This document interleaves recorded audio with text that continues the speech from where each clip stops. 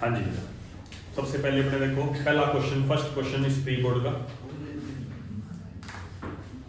Paper है तो निकाल लो, अगर पेपर नहीं है तो सुनते रहो, मैं बोलता रहूं, ठीक है।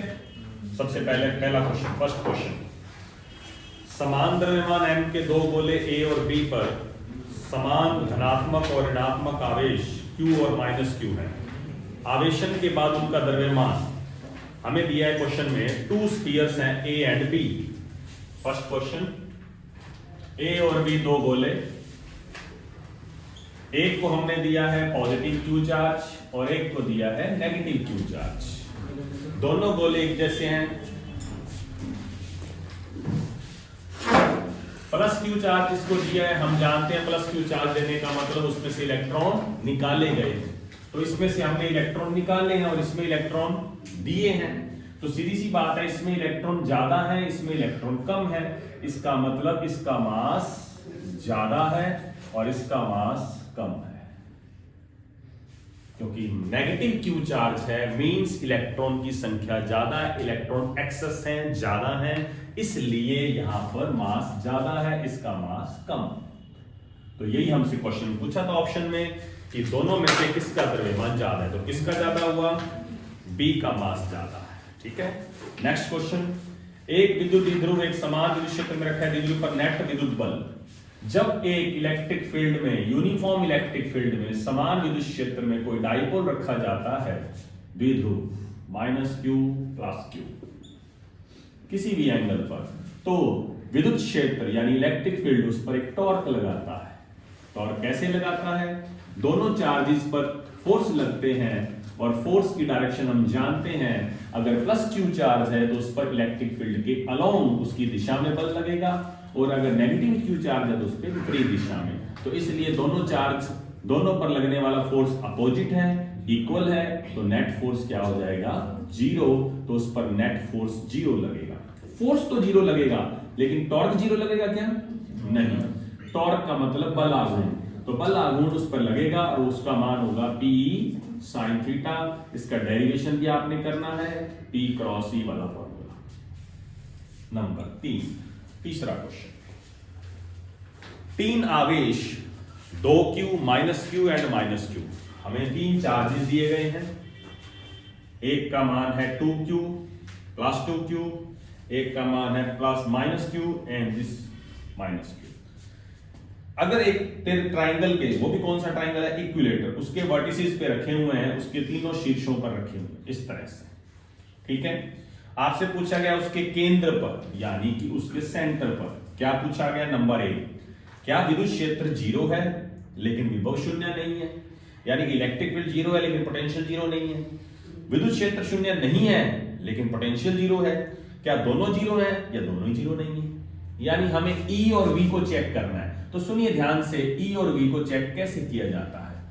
E के लिए चेक करने के लिए वेक्टर देखना है, V को चेक करना है तो डायरेक्शन नहीं देखनी, V के लिए अलजेब्रा लगाना है, बीजगणित का नियम लगेगा, उसमें सिर्फ प्लस माइनस देखना है, और E को देखने के लिए डायरेक्शन देखनी है। तो पहले हम E की बात करते हैं, ये +2q है, इसका विद्युत क्षेत्र किधर होगा, नीचे की तरफ, तो मान लीजिए +2q के कारण इलेक्ट्रिक फील्ड बाहर की तरफ होता है, नीचे की तरफ। ये -q, इसका इलेक्ट्रिक फील्ड किधर होगा, सही है, -q की तरफ, और इसका भी -q की तरफ। अब आप मुझे बताओ, E2 इधर, E2 इधर, E1 इधर, क्या तीनों का रिजल्टेंट 0 आ सकता है, सोचो जरा, क्या तीनों अपोजिट है, नहीं, ये तीनों तो नीचे की तरफ जा रहे हैं, इसका मतलब इनका जो रिजल्टेंट आएगा वो तो किस तरफ आएगा, नीचे की तरफ ही आएगा, तो 0 नहीं आ सकता। E is not 0, इसका मतलब E का मान यहां 0 नहीं हो सकता। V चेक करें, +2q के कारण पोटेंशियल, बताइए, अगर हम V का फॉर्मूला लगाएं तो V का फॉर्मूला होता है kq/r, तो 2q के कारण कितना लिखूंगा, 2kq/r, r मान लो डिस्टेंस से, सेंटर से, -q के कारण कितना लिखूंगा, -kq/r, और दूसरे माइनस के कारण भी, तो आप बताइए आंसर क्या आएगा, तो नेट पोटेंशियल 0। E 0 नहीं है लेकिन V 0 है, ये इस क्वेश्चन का आंसर है। ओके, क्वेश्चन नंबर 4, हाँ जी, जब दो आवेशों के बीच पृथक्करण बढ़ जाता है तो आवेशों की विद्युत स्थितिज ऊर्जा, when the separation between two charges is increased then electric potential energy of this charge। हाँ, दो चार्ज हैं Q1 एंड Q2। Q1 और Q2 के बीच में डिस्टेंस है मान लीजिए R। If both charges are positive, अगर मैं मान लेता हूं कि दोनों चार्ज प्लस है, तो आप बताइए इनकी स्थिति ऊर्जा पोटेंशियल एनर्जी का फॉर्मूला क्या होगा। दो चार्ज अगर R दूरी पर हैं तो उनकी पोटेंशियल एनर्जी का फॉर्मूला होता है K Q1 Q2 by R। Force में R स्क्वायर आ जाता है, पोटेंशियल एनर्जी में R स्क्वायर नहीं आता, यही फर्क है। वहां R स्क्वायर लिखोगे बल निकालने के लिए, स्थिति ऊर्जा निकालने के लिए स्क्वायर हटा देना, पोटेंशियल एनर्जी बन जाती है। ठीक है, अब मुझे बताओ दोनों प्लस है तो यही आएगा आंसर। ठीक है, अगर R का मान इंक्रीज करूं मैं तो U का मान डिक्रीज होगा। पहला क्वेश्चन यहां से पता लगा, R बढ़ेगा तो U घटेगा। नेक्स्ट कंडीशन, अगर एक प्लस Q1 है और एक माइनस है, क्वेश्चन में अगर एक प्लस है और एक माइनस है, दोनों चार्ज पॉजिटिव नहीं है, एक पॉजिटिव है एक नेगेटिव है। अब मुझे बताइए इस फॉर्मूले के हिसाब से आंसर क्या आएगा। Q1 प्लस है Q2 माइनस है, तो गुणा में करेंगे मल्टीप्लाई करेंगे माइनस में आएगा आंसर, तो आंसर माइनस में आया। अब मुझे बताइए कि R बढ़ने पर U बढ़ेगा, क्यों? माइनस में है। अगर R बढ़ेगा तो ये पूरी चीज जो है ये घटेगी, तो माइनस में कोई चीज जब घटती है, माइनस में कोई चीज कम होती है तो इट मींस वो बढ़ रही है, इसका मतलब ये बढ़ेगा तो U का मान इंक्रीज होगा। अगर दोनों माइनस होंगे तो भी यही आंसर होगा, ऊपर वाला दोनों प्लस होंगे तो भी यही आंसर। इसका मतलब U बढ़ भी सकता है और U घट भी सकता है, क्योंकि डिपेंड करेगा कि एक प्लस है एक माइनस है, या दोनों प्लस है या दोनों माइनस है। तो इस क्वेश्चन में ये तो दिया नहीं कि कौन सा प्लस है कौन सा माइनस है, तो हम दोनों आंसर लिखेंगे। हम ये भी लिख सकते हैं बढ़ सकता है, हम ये भी लिख सकते हैं घट सकता है। Both answer correct, D option से। नंबर 5, किसी चालक का विशिष्ट प्रतिरोध, the specific resistance of a conductor, we know that specific resistance का फॉर्मूला होता है RA/L। अब उसने कहा है बताइए किस बात पे डिपेंड करता है। नंबर 1, टेम्परेचर को कम करने पर कम होता है या बढ़ता है। रो जो है वो टेम्परेचर के साथ बढ़ता है या घटता है? बढ़ता है। टेम्परेचर बढ़ाने पर रो बढ़ता है। रो दो ही बातों पे डिपेंड करता है, एक टेम्परेचर पर और एक नेचर पर, ताप पर और प्रकृति पर। इसलिए ध्यान रखें रो किसी भी चालक का दो बातों पे डिपेंड करता है, टेम्परेचर और नेचर। टेम्परेचर बढ़ाने पे बढ़ता है, नेचर चेंज करने पे भी चेंज होता है। तो अब क्वेश्चन में दिया हुआ है टेम्परेचर में कमी करने से बढ़ता है या टेम्परेचर में वृद्धि करने से बढ़ता है? तो इसका मतलब टेम्परेचर इंक्रीज करने पे बढ़ेगा, बी ऑप्शन राइट ऑप्शन। लेकिन ये तो चालक की बात हुई, अगर इसी क्वेश्चन में चालक की जगह सेमी कंडक्टर आ जाता, अर्धचालक आ जाता, तो आपका आंसर उल्टा हो जाता।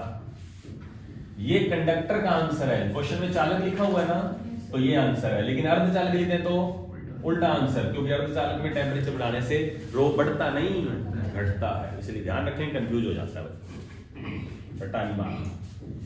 नेक्स्ट नंबर 6, लॉरेंज फोर्स का सही फॉर्मूला। लॉरेंज फोर्स क्या है?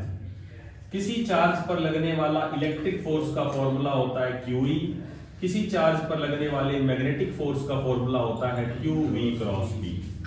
किसी आवेश पर लगने वाला चुंबकीय बल और विद्युत बल के फॉर्मूले हम पढ़ चुके हैं। अब दोनों का रिजल्टेंट यानी कि net force F is equal to Lorentz force. जब दोनों फोर्स एक साथ लग रहे हो तो दोनों का रिजल्टेंट फोर्स आएगा ये, इसे फोर्स को नाम दिया गया Lorentz force. This is called Lorentz force, इसे लॉरेंज बल कहते हैं। नेक्स्ट, चल कुंडल गैलोमीटर में विक्षेपण होता है। चल कुंडल गैलोमीटर में moving coil galvanometer. Moving coil galvanometer का प्रिंसिपल हम पढ़ चुके हैं, चल कुंडल धारामापी का, शायद कईयों को याद होगा, थोड़ा बताया था रिपीट करता हूं। एक तो होता है उसमें टॉर्क, रिस्टोरिंग टॉर्क, जिसका फॉर्मूला होता है माइनस सी थीटा या सी फाई लिख सकते हैं, ठीक है। और एक फॉर्मूला होता है इसमें टो बराबर NI/AB साइन थीटा, जिसमें साइन थीटा की जगह साइन 90 बन जाता है, क्योंकि रेडियल मैग्नेटिक फील्ड, क्योंकि त्रिज्यीय चुंबकीय क्षेत्र का प्रयोग किया जाता है, इसलिए साइन थीटा 90 बन जाता है। तो इन दोनों इक्वेशंस को हम मैच करते हैं इक्विलिब्रियम साम्यावस्था के लिए। साम्यावस्था में हमें सिर्फ मैग्नीट्यूड लेना है, दिशा नहीं लेनी, इसलिए माइनस साइन यूज नहीं करोगे। ये साम्यावस्था यानी इक्विलिब्रियम कंडीशन थी। अब इसके अंदर आप बताइए इस फॉर्मूले के हिसाब से कौन किस पे डिपेंड करता है, ये पूछा गया है। इसे कहते हैं रीस्टोरिंग कांस्टेंट, यानी कि मरोड़ी स्थिरांक।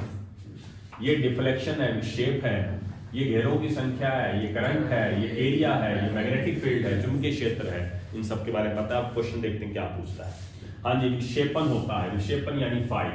फाई किन किन बातों पर डिपेंड कर रहा है, ये पूछा गया है। नंबर 1, क्या फाई का मान सी के साथ डायरेक्टली प्रोपोर्शनल है? क्या फाई सी के समानुपाती है? पहला ऑप्शन गलत ऑप्शन, फाई सी के व्युत्क्रमानुपाती है, उल्टा है। नंबर 2, क्या कुंडली में घेरों की संख्या के समानुपाती है फाई? क्या फाई एन के समानुपाती है? Phi is proportional to N, बिल्कुल सही है। क्या कुंडली के क्षेत्रफल के व्युत्क्रमानुपाती है? नहीं, ये तो समानुपाती है, ये एक। धारा के व्युत्क्रमानुपाती है? नहीं, धारा के भी समानुपाती है। तो फाई आई के भी समानुपाती है, फाई ए के भी समानुपाती है, फाई बी के भी, और फाई सी के व्युत्क्रमानुपाती है। तो कौन सा ऑप्शन सही लग रहा है आपको? B option. तो ये बी ऑप्शन का आंसर सही है। नेक्स्ट क्वेश्चन, अगला जो क्वेश्चन है क्वेश्चन नंबर 8, उसके अंदर हमसे पूछा है epsilon not D pi by D T का यूनिट क्या होगा, डायमेंशन क्या होगी। ये किस चीज का फॉर्मूला है, अगर कोई याद हो किसी को अभी तक? क्या ये विस्थापन धारा डिस्प्लेसमेंट करंट का फॉर्मूला है? तो धारा का फॉर्मूला है, तो इसका यूनिट क्या होगा? एम्पियर। इसलिए इसका dimension formula M0 L0 T0 A1, क्योंकि धारा का विमीय सूत्र होता है A1। क्वेश्चन नंबर 9, अपवर्तनांक का मान निर्भर करता है रिफ्रैक्टिव इंडेक्स म्यू। म्यू का मान निर्भर करता है, म्यू डिपेंड करता है माध्यम की सघनता पर, the density of medium. Density of medium, density क्या है उसकी, मीडियम कैसा है, नेचर क्या है उसकी, घनत्व कैसा है उसका, उसकी सघनता कैसी है। तो हमारा ऑप्शन आएगा बी ऑप्शन, दो माध्यमों की प्रकृति पर यानी उसकी नेचर पर, क्योंकि मीडियम बदलेगा उसका म्यू बदल जाएगा, लेकिन एक की नहीं दोनों की, क्योंकि म्यू कैसी क्वांटिटी है? रिलेटिव क्वांटिटी एक पे डिपेंड नहीं करती, दोनों पे। कहां से आ रहा है लाइट और कहां जा रही है, दोनों पे डिपेंड करता है। म्यू 1 2 लिखते हैं, म्यू अकेला नहीं लिखते किसी का। तो चलिए नेक्स्ट, बी ऑप्शन, माध्यमों की प्रकृति, रिफ्रैक्टिव इंडेक्स, मीडियम की नेचर पे। स्क्रीन से बाहर होएगा। हाँ जी, स्क्रीन से बाहर होएगा। कहां तक है स्क्रीन? थोड़ा चेंज कर देते हैं। क्यों सर, इसको पर्दा लेके डिलीट कर दो, इसको टैली पे चढ़ा देना।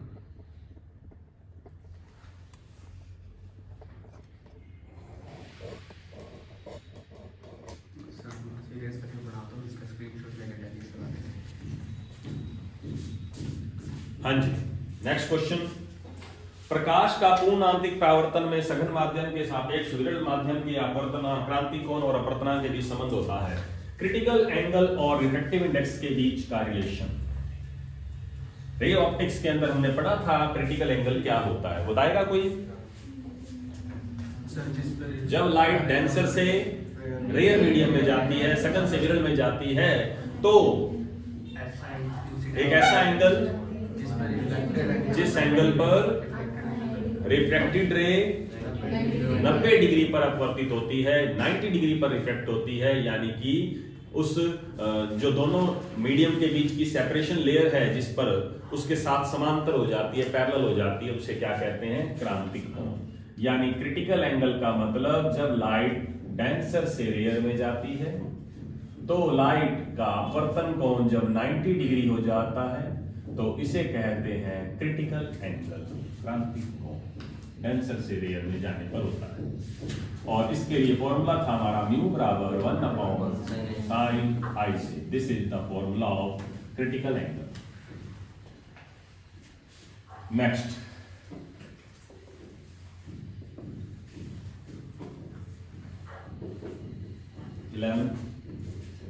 माइक्रोस्कोप। हाँ जी, माइक्रोस्कोप कौन सा माइक्रोस्कोप है?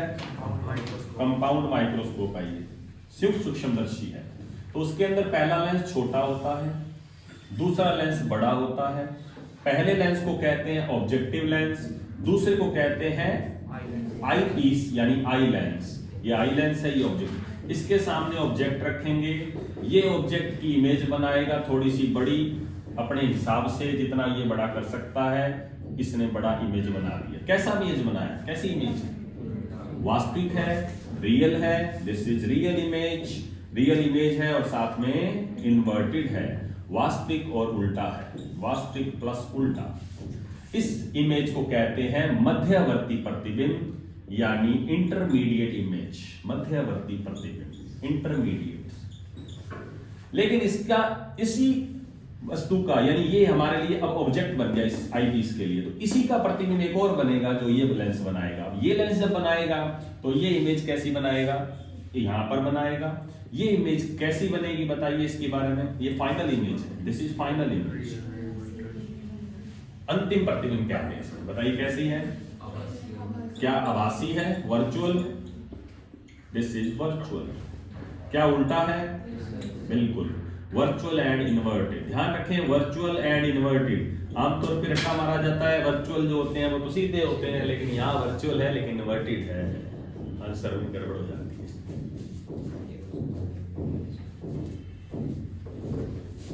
नेक्स्ट, बिंदु स्रोत के लिए तरंगाग्र कैसा होता है? बताइए वेव फ्रंट की शेप कैसी होती है पॉइंट के लिए, पॉइंट सोर्स के लिए? स्फेरिकल, गोलीय तरंगाग्र। देखिए तीन टाइप के तरंगाग्र। अगर सोर्स पॉइंट है तो कैसा वेव फ्रंट होगा? स्फेरिकल। अगर लाइन सोर्स है तो सिलेंड्रिकल, बेलनाकार तरंगाग्र, इस तरह से। अगर सोर्स इनफाइनाइट पर है, बहुत ज्यादा दूर है, यानी तरंगे कैसी आ रही हैं? समांतर, पैरेलल, तो कैसा वेव फ्रंट बनेगा? प्लेन वेव फ्रंट, समतल तरंगाग्र। तीन टाइप के वेव फ्रंट, प्लेन भी बन सकता है इस कंडीशन में, सिलेंड्रिकल भी बन सकता है अगर ये कंडीशन है, बेलनाकार बन जाएगा, इसमें गोलीय स्फेरिकल बन जाएगा। तो हमसे ये पूछा गया तो हमारा आंसर है गोलीय स्फेरिकल। पदार्थ जिसकी दहलीय आवृत्ति इतनी है तो उसका कार्यफलन कितना होगा? What is the work function of metal? क्या फॉर्मूला है? W naught is equal to H nu naught. बताइए वर्क फंक्शन क्या होता है, कार्यफलन किसे कहते हैं? वह न्यूनतम ऊर्जा जिस ऊर्जा से कम ऊर्जा पर इलेक्ट्रॉन का एमिशन नहीं होता, यानी कि किसी धातु पर गिराई गई वह न्यूनतम ऊर्जा, वह आपतित प्रकाश की न्यूनतम ऊर्जा जिस पर इलेक्ट्रॉन का एमिशन स्टार्ट होता है, इलेक्ट्रॉन का उत्सर्जन प्रारंभ होता है, उसे क्या कहते हैं हम? Work function. This is the minimum energy. अब इसमें ये न्यू नॉट क्या होता है? थ्रेशोल्ड फ्रीक्वेंसी, दहलीय आवृत्ति हमें दी हुई है, तो हम वैल्यू पुट करते हैं। H की जगह 6.62 माइनस 34, न्यू नॉट की जगह दी हुई है 3.2 इंटू 14। तो अब बताइए 10⁻⁴ माइनस 34 और 14 माइनस का 20, ये मल्टीप्लाई करो लगभग 20, कितना आ जाएगा?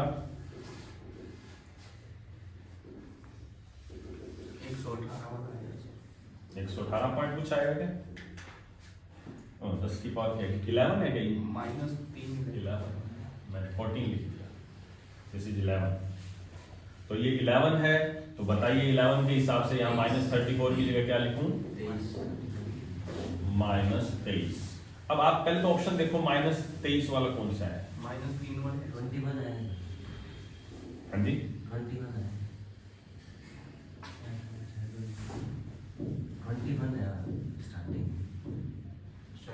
नहीं वो नहीं कह रहा मैं, 10 की पावर देख बता रहा हूँ, पहले 10 की पावर चेक करो कितनी आएगी। और क्वेश्चन में आंसर में क्या पूछा है? ब्रैकेट में देखो किस में निकालना है? हाँ जी, इलेक्ट्रॉन वोल्ट में भी निकालना है। तो इलेक्ट्रॉन वोल्ट में निकालने के लिए क्या करोगे, 1.6 इंटू 10⁻⁻19 से डिवाइड भी करना पड़ेगा, क्योंकि जब तक आप डिवाइड नहीं करोगे इसको, ये किस में रहेगा आंसर, जूल में। डिवाइड करने के बाद इलेक्ट्रॉन वोल्ट बनेगा। सर 10 की पावर 16 करने के बाद कितना आ रहा है? हाँ जी, 10 की पावर 16 10 की पावर यहाँ पर देखिए कितना आएगा, -4। और सर इसका आंसर 13.24 13 पॉइंट समथिंग आएगा। 24 आ रहा है सर। हाँ जी, 13.24 -4। अब ऑप्शन में चेक करो -4 कहाँ है, सर, आगे वाली वैल्यू बाद में चेक करो, पहले 10 की पावर चेक करो। बी ऑप्शन है, सही है ना? सी आएगा सर। हाँ, सी ऑप्शन 13.26 है, कोई दिक्कत नहीं है, 26 या 24। और यहाँ 10⁻⁻ क्या हो जाएगी, 4। ये 10 की पावर बिल्कुल सही होनी चाहिए, आगे वाली डिजिट एक्यूरेसी नहीं, 10 की पावर की एक्यूरेसी ज्यादा जरूरी है।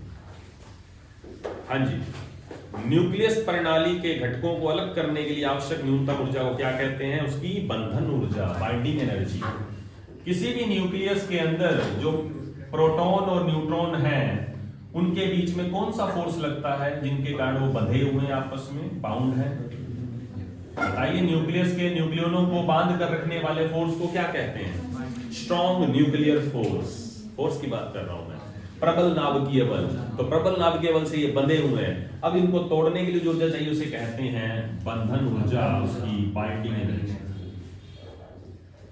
और बाइंडिंग एनर्जी का फॉर्मूला डेल्टा ई बराबर होता है डेल्टा एम इंटू सी स्क्वायर।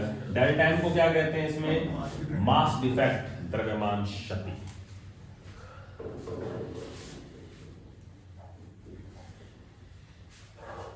नेक्स्ट, प्रति न्यूक्लियर बंधन ऊर्जा सबसे ज्यादा किसकी बताई थी आपको, Fe की। 2 नंबर पे निकल की, सबसे ऊपर Fe।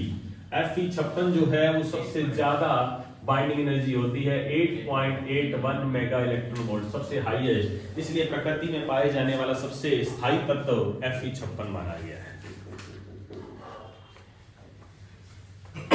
एक पीएन डायोड में होल पी से एन की ओर जाते हैं। पीएन डायोड में पी और एन, बताइए पी में सबसे ज्यादा कौन, holes. The concentration of holes is much larger than electrons in P region. P region में इलेक्ट्रॉन की कंसंट्रेशन से होल की कंसंट्रेशन बहुत ज्यादा होती है पी में, जबकि एन में क्या होता है, एन की इलेक्ट्रॉन की सांद्रता, इलेक्ट्रॉन की कंसंट्रेशन होलों से बहुत ज्यादा होती है। इसलिए इलेक्ट्रॉन हमेशा किस तरफ मूव करते हैं, ज्यादा सांद्रता से कम की ओर, यानी कि एन से पी। जबकि होल कहां जाते हैं, पी से एन, क्योंकि उन्हें हाई से लो जाना है तो पी से एन जाते हैं। तो ये पी से एन और ये एन से पी। ये तो ऑप्शन क्या आएगा बताइए,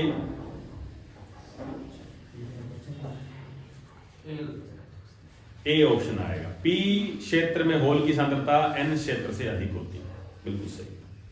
हाँ जी, next, fill in the blanks.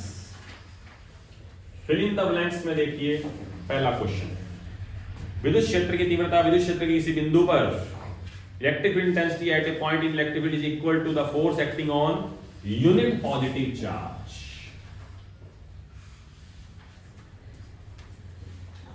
हमसे यह पूछा गया है कि बताइए विद्युत क्षेत्र की तीव्रता तो होती है, वो किसके बराबर होती है? पहले बताओ, विद्युत क्षेत्र की तीव्रता इलेक्ट्रिक इंटेंसिटी का फॉर्मूला क्या है, F by Q। अगर मैं Q को 1 कर दूं तो E बराबर क्या होगा, F। क्या E F के बराबर होगी? तो अब आप लाइन पढ़िए, बताइए E का मान F के बराबर कब होता है, जब चार्ज की वैल्यू क्या होती है, यूनिट, एकांक धनावेश पर। तो इसलिए ऑप्शन में आंसर में आएगा यूनिट पॉजिटिव चार्ज पर लगने वाले फोर्स के बराबर होती है।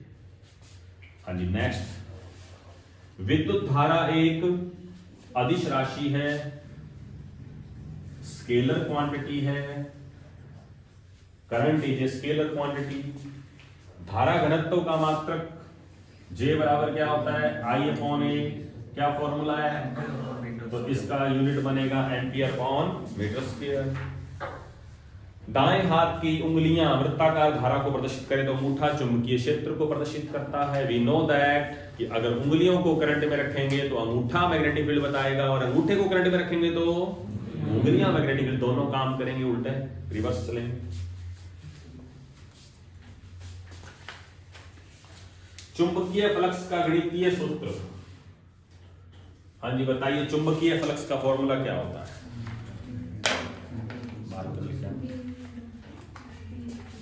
मार्कर लिख के आना।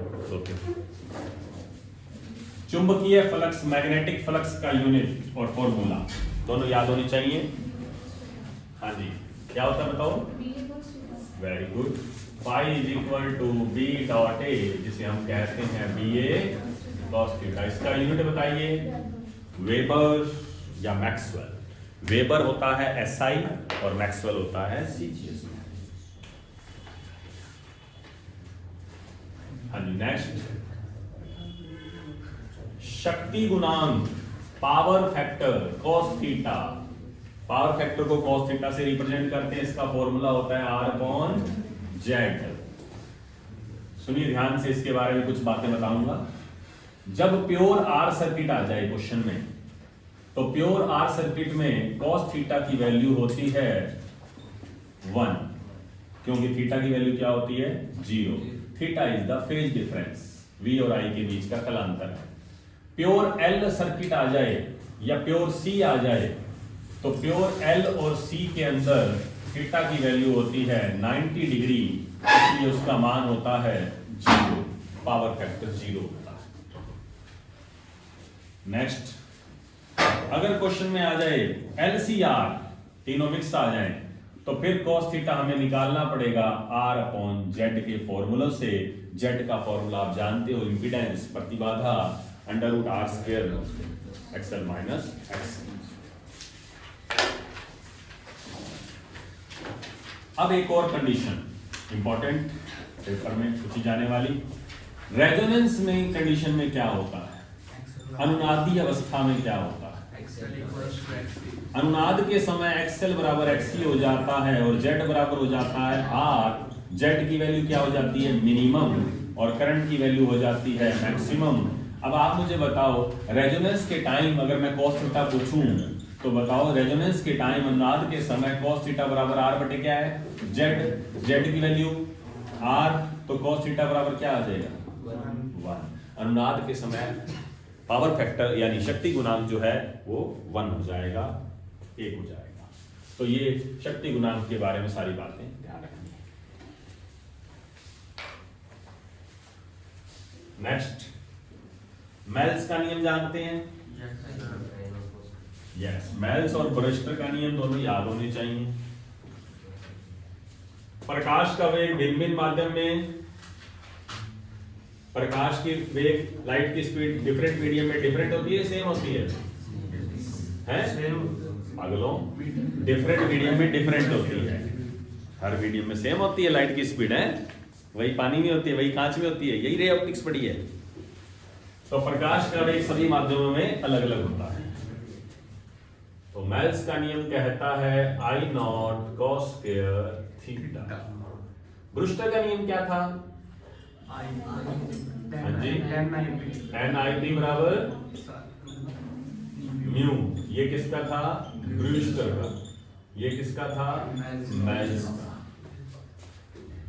नेक्स्ट, आइंस्टीन का प्रकाश विद्युत समीकरण, वेरी इंपॉर्टेंट। आइंस्टीन कहता था, जब किसी धातु की सतह पर, जब किसी मेटालिक सरफेस पर हम लाइट गिराते हैं h न्यू, तो वो सबसे पहले वर्क फंक्शन और बची हुई एनर्जी उसकी मैक्सिमम काइनेटिक एनर्जी के बराबर होती है।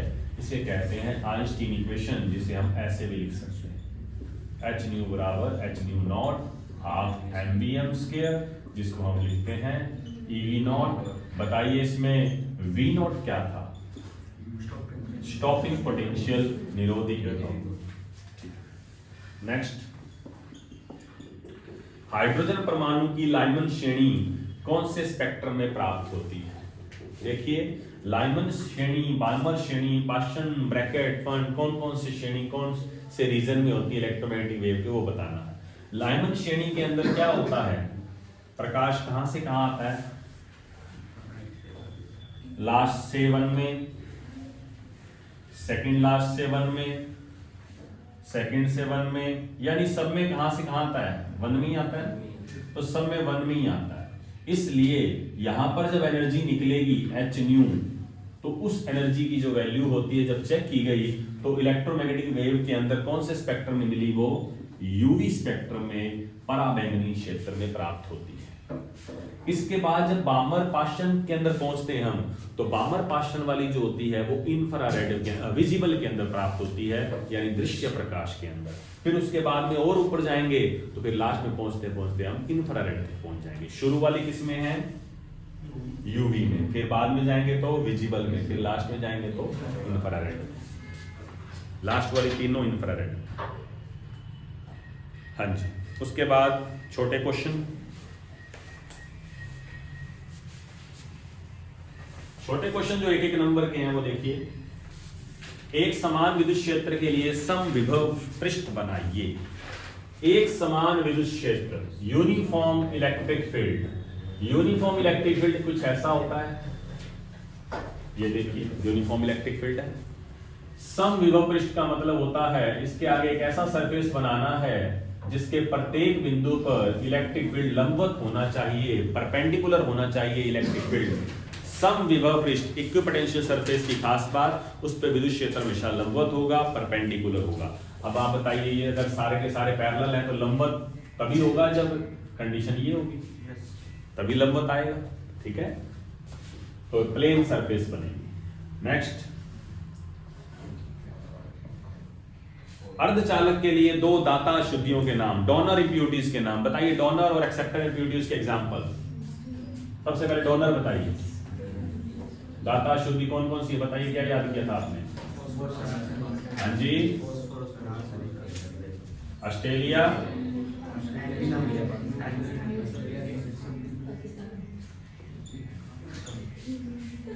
सब बिक गए थे? ठीक है। और जो एक्सेप्टर थे वो आलू, गाजर, बैंगन, इंफेला, ये ग्राह्य शुद्धियां थी। ये हाँ जी पढ़ने आए थे, ये पढ़ाई रहे हैं तो आगे काम आएगा बेटा। हाँ तो काम आएगा ना, मान लो पढ़ाई से अपना मन भर जाए तो कम से कम रेडी तो लगा सकते हैं। अर्धचालक के लिए दो दाता शुद्धियों के नाम हो गए। चाहे दाता पूछे चाहे हमसे ग्राह्य शुद्धियां पूछे, कोई भी पूछ सकता है छोटे क्वेश्चनों में, दोनों याद होने चाहिए। ये 13वें ग्रुप के हैं और ये 15वें ग्रुप के हैं। ये डोनर इसलिए है क्योंकि ये इलेक्ट्रॉन डोनेट करते हैं, ये एक्सेप्टर हैं क्योंकि इलेक्ट्रॉन अट्रैक्ट करते हैं यानी खींचते हैं, होल क्रिएट करते हैं। किरचॉफ के दोनों नियम हम जानते हैं। किरचॉफ का पहला नियम बताइए, बताइए फटाफट। किरचॉफ का नियम, धारा का नियम, जिसे हम कहते हैं संधि का नियम, जंक्शन लॉ। बताइए जंक्शन लॉ क्या कहता है? किसी संधि बिंदु पर धाराओं का बीजगणितीय योग हमेशा 0 होता है। The algebraic sum of current is always 0 at a junction point. इसे कहते हैं धारा का नियम। It is based on charge conservation, यह आवेश संरक्षण पर आधारित है। दूसरा वोल्टेज लॉ। वोल्टेज लॉ कहता है किसी क्लोज लूप में वोल्टेज का बीजगणितीय योगफल 0 होता है। The algebraic sum of voltage in A close loop is always 0। It is based on energy conservation, ऊर्जा संरक्षण पर आधारित है। वो आवेश संरक्षण पर था, ये एनर्जी पर है। It is based on energy conservation. Next, विस्थापन धारा का सूत्र थोड़ी देर पहले ही आया था क्वेश्चन। विस्थापन धारा का सूत्र I D बराबर epsilon not 3 pi by dt। कार्यफलन की परिभाषा थोड़ी देर पहले बताई थी, वर्क फंक्शन। यस, व्यतिकरण के लिए तीव्रता वितरण ग्राफ बनाइए। व्यतिकरण का ग्राफ,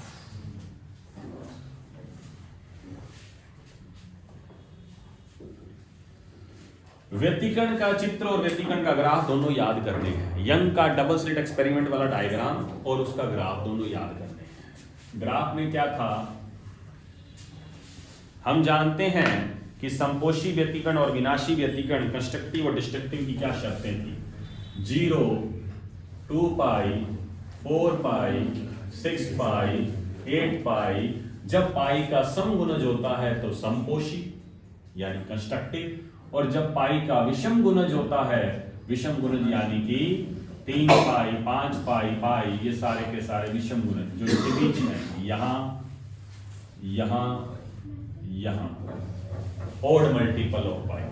तो सबसे पहले जीरो पे बताइए क्या मिलेगा, मैक्सिमम इंटेंसिटी, तो सबसे ज्यादा इंटेंसिटी मैक्सिमम मिलेगी जीरो पर। उसके बाद जैसे हम पाई पे आएंगे जीरो हो जाएगी 2 पाई पे, फिर 3 पाई पे, और इस तरह से ये ग्राफ दोनों तरफ चलता जाएगा। ये मैक्सिमम इंटेंसिटी है, ये मिनिमम है, मिनिमम जीरो है, मैक्सिमम आई नोट है।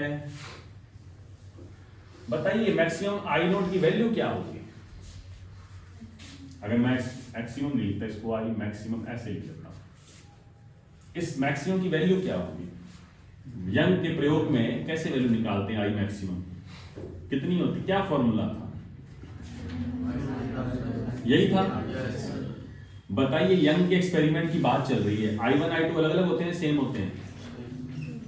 यंग के प्रयोग में I1 I2 हमेशा इक्वल होते हैं, इसलिए आंसर आएगा 4I। इंपॉर्टेंट बात हमेशा याद रखो कि मैक्सिमम तीव्रता का मान 4 गुना आएगा एक तरंग की तीव्रता का 4 टाइम्स, 4 गुना। लेकिन जब मैं मिनिमम निकालूंगा माइनस करूंगा तो आएगा 0। तो एवरेज बताइए कितना आएगा? अगर पूछे व्यतिकरण में एवरेज इंटेंसिटी कितनी होती है, औसत तीव्रता कितनी होती है, माध्य तीव्रता कितनी होती है, तो आपका आंसर होगा 2I। फिर आप आंसर 2I देंगे। नेक्स्ट, एम्पियर के नियम को परिभाषित कीजिए, इसका सूत्र लिखिए। एम्पियर का नियम क्लोज पाथ के लिए लागू होता है, बंद पथों के लिए लागू होता है, चुंबकीय क्षेत्र के लिए लागू होता है। बताइए क्या था? मैग्नेटिक फील्ड के लिए। एम्पियर कहता था किसी भी क्लोज पाथ के लिए, किसी भी क्लोज पाथ के लिए लाइन इंटीग्रल, मैग्नेटिक फील्ड का जो लाइन इंटीग्रल है, चुंबकीय क्षेत्र का जो रेखा समाकलन है, वो होता है म्यू नॉट और समेशन आई के गुणनफल के बराबर मल्टीप्लाई के बराबर। इसे कहते हैं एम्पियर लॉ, एम्पियर का नियम। फिर उसके बाद आ गया एलसीआर। बताइए एलसीआर में जब अनुनाद होता है, अभी थोड़ी देर पहले मैंने बताया था रेजोनेंस कंडीशन, तो जेड की वैल्यू क्या हो जाती है? मिनिमम आर हो जाती है। उस कंडीशन में cos थीटा कितना हो जाता है? 1 हो जाता है, आर बाई जेड यानी 1 हो जाता है अनुनाद के समय, रेजोनेंस की कंडीशन में।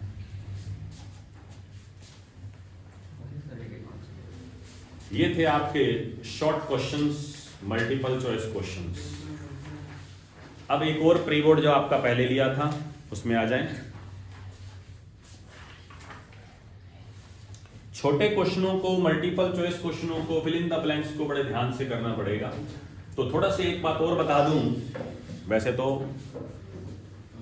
अच्छी बात नहीं है लेकिन फिर भी चलो अब काम की है, बता दूं। मल्टीपल चॉइस आपको क्वेश्चन 10 में से 8 आते हैं, 7 आते हैं, 6 आते हैं, 4 नहीं आते, उनके आंसर आप तुक्के मारेंगे। तुक्के मारते टाइम आप ये ध्यान रखें, फॉर एग्जाम्पल आपने 5वें क्वेश्चन का आंसर लिखा बी, ठीक है, बीच में बी लिखा, लेकिन आपको कंफ्यूज है बी और सी में से एक ऑप्शन हो सकता है, इन दोनों में से सही है, पता नहीं क्या होगा। आप दोनों लिखेंगे लेकिन यहाँ नहीं, बी और सी यहाँ नहीं लिखेंगे कभी भी। आप इसके बाद सारे क्वेश्चन करेंगे, लास्ट में फिर इसका आंसर लिखेंगे।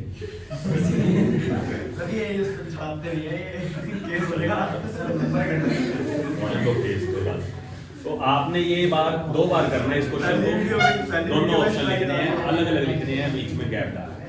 अगर ऑप्शन ये सही है तो वो ये सही करेगा, और ये सही है तो वो ये सही करेगा। सर तो ही आप अच्छे मार्क्स सारे लिख देते हैं ऐसे करते सर, 1 से 8 फिर 1 से 8 फिर ये सारे गलत हो जाएंगे, फिर लिखोगे गलत हो जाएंगे। ये सिर्फ 2 क्वेश्चनों में या 3 क्वेश्चनों में चलेगा, ये आपकी ट्रिक, आपको इसका फायदा होगा, इससे ज्यादा क्वेश्चन में फायदा नहीं होगा, सारे गलत कर बैठोगे। हाँ जी, अब आ जाओ नेक्स्ट। पहला ऑप्शन, पहला क्वेश्चन, 2 आवेशों के बीच बल F है, उनके बीच मध्य दूरी 3 गुना कर दें तो बल कितना हो जाएगा। अब बलों पर आधारित प्रश्न है, सुलाम बल दोनों ही काट देते आगे वाले मार्क्स काट नहीं सकता ना, वो सही है तो एक तो अब दोनों ही गलत हो तो अलग बात है, लेकिन एक सही है तो काटा नहीं जाएगा, उसको क्रॉस नहीं कर सकते। सर आपका आइडिया जिंदगी भर याद रहेगा।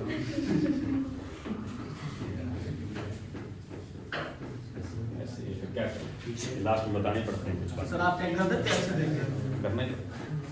दो आवेशों के मध्य बल F है, यदि उनके मध्य दूरी 3 गुनी कर दी जाए, बल का फॉर्मूला बताइए, Q1 Q2 अपॉन। अब बताइए अगर दूरी को 3 गुना कर दें तो बल कितना हो जाएगा? ध्यान रखें 3 गुना का मतलब ये हो गया, ऐसे करना है। कई क्या करते हैं 3 गुना नीचे 3 गुना कम हो गया, स्केयर भी तो है, तो इसे 3 का स्केयर, तो बल कितने गुना कम हो गया? 9 गुना कम हो जाएगा, F/9 हो जाएगा। सेकंड, किसी बिंदु आवेश से नियत दूरी पर विद्युत क्षेत्र 50 वोल्ट पर मीटर है, विभव 300 वोल्ट है, तो दूरी क्या होगी? हमें दिया हुआ है E का मान कितना? 50 वोल्ट पर मीटर किसी बिंदु पर, V का मान 300 वोल्ट और हमें दूरी पूछी गई है।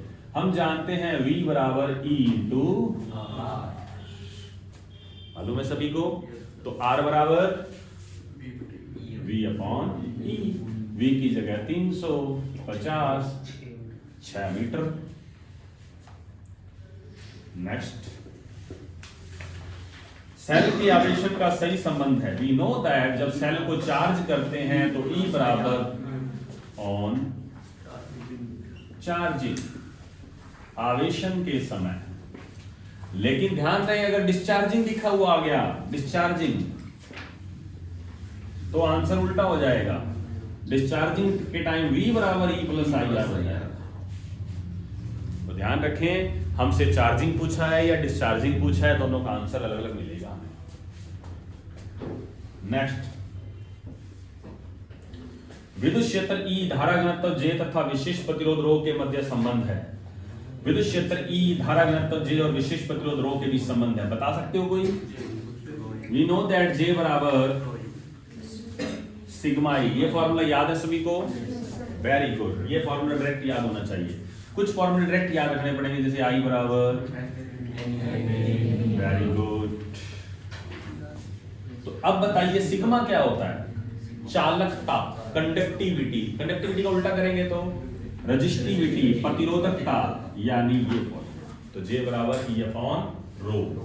अब मुझे बताइए इसमें कौन सा संबंध सही लग रहा है आपको, इसको देखकर बोलो। क्या E बराबर J इंटू रो सही ऑप्शन लग रहा है? हाँ जी। प्रतिबाधा का SI मात्रक, प्रतिबाधा, इंपीडेंस, इंपीडेंस का यूनिट ओम। बताइए इंपीडेंस का उल्टा क्या होता है? प्रतिबाधा का व्युत्क्रम, इंपीडेंस का उल्टा एडमिटेंस। एडमिटेंस कहते हैं उसे, प्रवेश्यता कहते हैं। प्रतिबाधा के व्युत्क्रम को प्रवेश्यता कहा जाता है, जिसको हम मोह लिखते हैं, ओम का उल्टा मोह।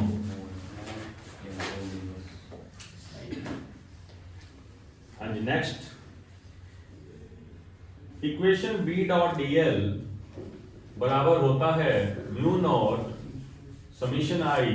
समीशन I के अंदर हम लिखते हैं ID प्लस IC।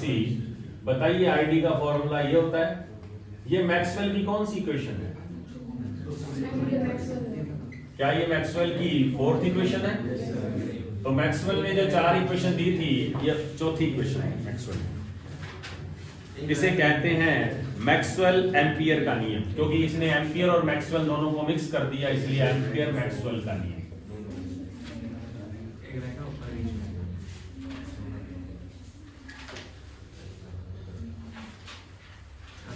कौन सा? छठा क्वेश्चन रह गया। जब कोई आवेशित कण किसी चुंबकीय क्षेत्र के लंबवत दिशा में गति करता है तो कण की राशि जो परिवर्तित होती है, लंबवत गति करता है।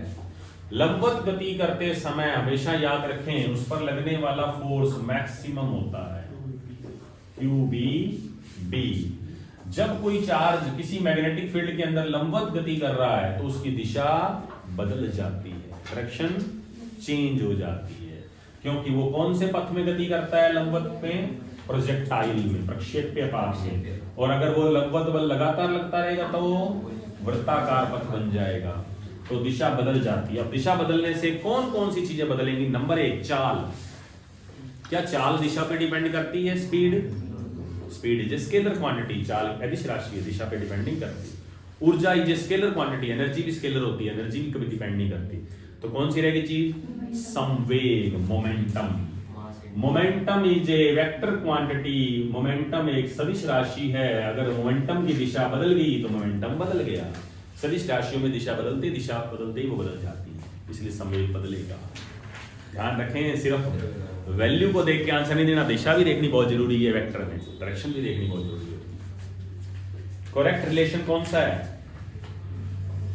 F is equal to R by 2, F is equal to R by 2, ये correct relation. Next question number 9, सरल सूक्ष्मदर्शी की आवर्धन क्षमता। सरल सूक्ष्मदर्शी की आवर्धन क्षमता के 2 फॉर्मूले हैं। पहला फॉर्मूला था, मेन फॉर्मूला तो ये है,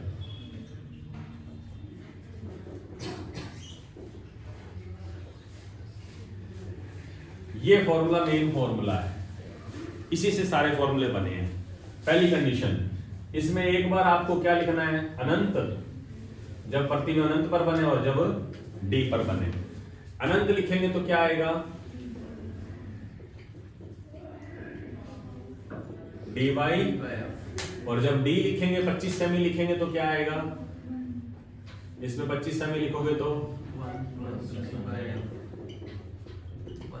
क्या रह 1 प्लस डी बाई।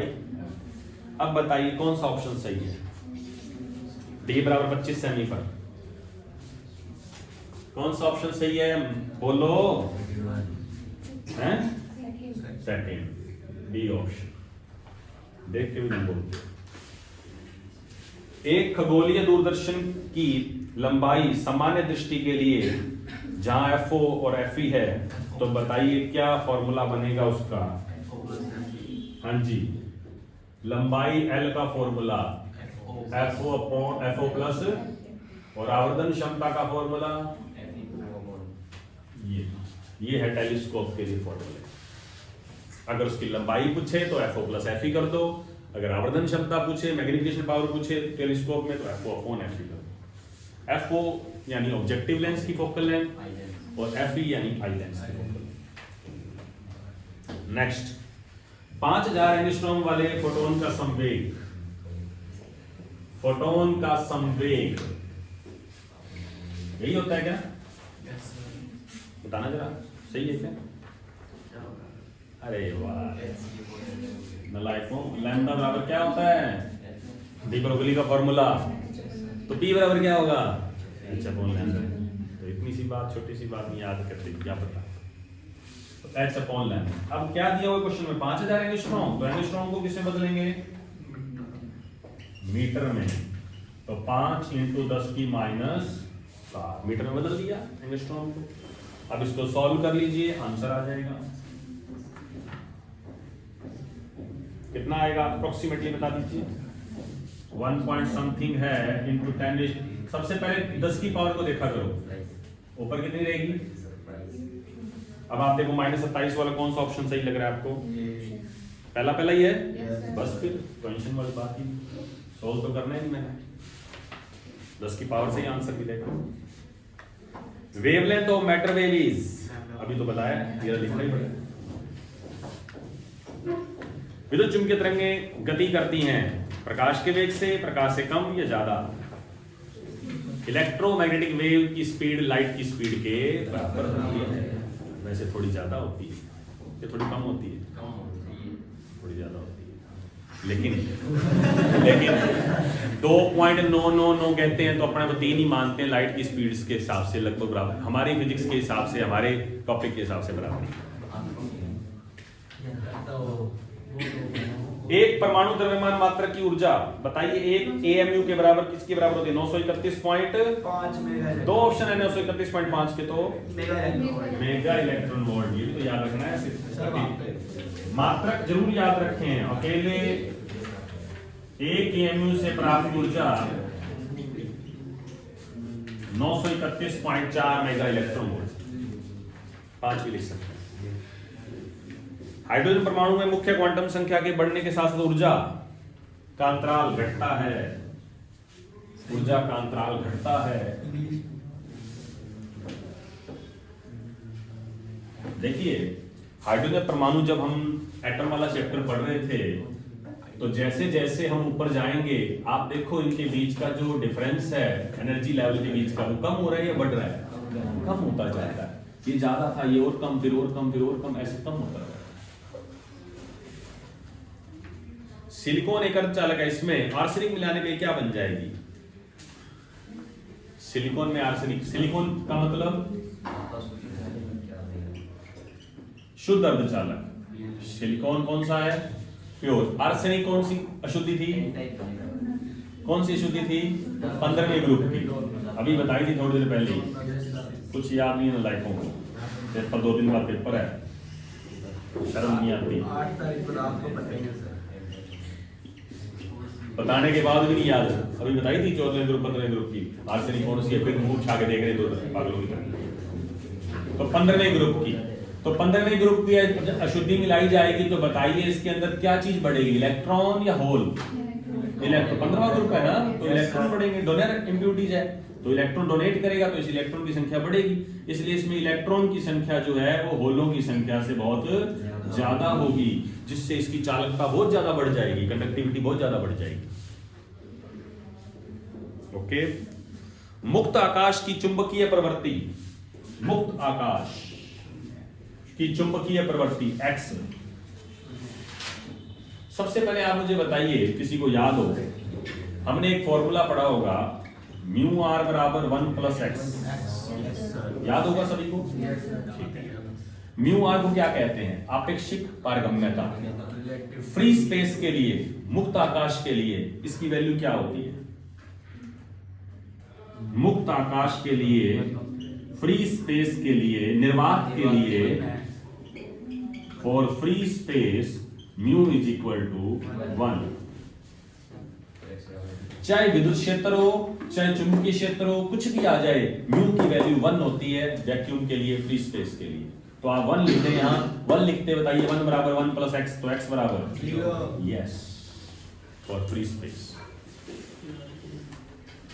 किसी चालक का प्रतिरोध उसकी लंबाई के साथ तो लंबाई बढ़ने पर वैसे तो बढ़ता है, लेकिन लंबाई घटने से कम होता है। तो इसमें क्वेश्चन में फिल इन द ब्लैंक्स में घटाना है कि बढ़ाना है? तो लंबाई को क्या करें बताइए? लंबाई, ये ऑप्शन आएगा, लेंथ को डिक्रीज करने पर घटता है। लेंथ अगर बढ़ता लिखता तो इंक्रीज करने पर बढ़ता है। नेक्स्ट, यदि किसी आवेशित कण के वेग v की दिशा चुंबकीय क्षेत्र b के समांतर प्रति समांतर हो तो कण का पथ होता है। हाँ जी, आप बताइए v और b समांतर हो जाएं तो बताइए उसका पाथ कैसा होगा? v और b परस्पर पैरेलल हो जाए, क्या फॉर्मूला होता है इसका? अगर मैं कह दूं थीटा 0 है तो f बल लगेगा नहीं भाई। अगर कोई चार्ज चुंबकीय क्षेत्र के समांतर जा रहा है, पैरेलल जा रहा है, उस पर कोई फोर्स नहीं लगेगा। जब कोई फोर्स नहीं लगेगा तो वो कैसे जाएगा? जैसे चल रहा है वैसे चलता रहेगा, सीधी रेखा में जा रहा है, सीधी रेखा में चलता रहेगा, ना मुड़ेगा, ना इधर जाएगा, ना डुलेगा कहीं। इसलिए सीधी रेखा, स्ट्रेट पाथ, सररेखीय। किसी पदार्थ की चुंबकीय प्रवृत्ति का मान अल्प व ऋणात्मक हो तो पदार्थ, अगर magnetic susceptibility of material is small and negative, then the substance become कौन सा? प्रति चुंबकीय है, यानी डायामैग्नेटिक। इंग्लिश भी नहीं आती तेरे? इंग्लिश का पेपर हो गया, आप क्या करना है सर? प्रत्यावर्ती वोल्टता का वर्ग माध्य मूल वेग उसके शिखर मान का IRMS is equal to I naught upon root 2 0.707 I naught. तो आप लिखेंगे IRMS जो होता है वो I नोट का 0.707 गुना होता है, 0.707 मल्टीप्लाई होता है। प्रकाशीय तंतु ऑप्टिकल फाइबर TIR पर बेस्ड होता है। प्रकाशीय तंतु पूर्ण आंतरिक परावर्तन के सिद्धांत पर कार्य करता है, TIR पर आधारित होता है। यंग के फ्रिंज चौड़ाई का सूत्र यंग प्रयोग में बीटा बराबर lambda D over D. Lambda D क्या था, कैपिटल डी क्या था, स्मॉल डी क्या था, बताइए। कैपिटल डी पर्दे की दूरी, स्मॉल डी दोनों स्लिट के बीच की दूरी। इसे बढ़ाने पर क्या होगा ये पता होना चाहिए। हाँ जी, नेक्स्ट। यदि किसी धातु पर फोटोन की ऊर्जा धातु के कार्यक्षेत्र के बराबर हो तो इलेक्ट्रॉन की गति ऊर्जा होगी? नहीं होगी। जब आपने फोटोन की ऊर्जा वर्क फंक्शन के बराबर रखी है, ज्यादा दी नहीं, तो गति ऊर्जा कहां से आएगी? तो इसलिए उसमें काइनेटिक एनर्जी नहीं होगी, क्योंकि उसके अंदर सिर्फ इलेक्ट्रॉन बाहर तो निकल पाएंगे लेकिन गति ऊर्जा नहीं होगी, उसके अंदर काइनेटिक एनर्जी नहीं होगी। बोलिए मत। शुद्ध अर्धचालक में शुद्धि मिलाने की प्रक्रिया को डोपिंग कहते हैं। डोपिंग यानी कि डोपिंग। तो डोपिंग के अंदर क्या करते हैं हम? अशुद्धि जो मिलाते हैं, किस विधि से मिलाते हैं? डोपिंग। डोपिंग के कई तरीके होते हैं, जैसे गर्म करके, भाप स्टीम बनाकर, वेपर बनाकर, कई तरीके हैं, वो डोपिंग है सब। अशुद्धि मिलाने का तरीका डोपिंग। नाभिक की खोज रदरफोर्ड ने की। नाभिक की खोज रदरफोर्ड ने, न्यूक्लियस की खोज। चलिए आज के लिए इतना ही। Thank you so much.